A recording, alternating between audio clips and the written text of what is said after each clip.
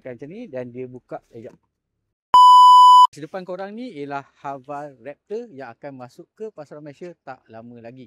Aku sekarang berada dekat boarding untuk memandu uji SUV PHEV ni. So macam kau tengok dia punya rekaan memang berkotak, termasuk dah lampu dengan grill hadapan ni. Okey, kalau kita tengok dekat bahagian tepi, dia punya kotak tu diteruskan dekat dia punya wheel arch. Dia guna rim bersaiz 19 inci. Bahagian belakang Haval Raptor ni memang nampak rugged, terutama dia punya design dengan tayar dekat bahagian luar ni. Dekat bahagian bawah ni pun dia ada tulis sebagai Hi4. Inilah teknologi yang dipasang pada model Haval Raptor ni. Okey, kalau kita nak buka dia punya belakang ni, kena tarik macam ni.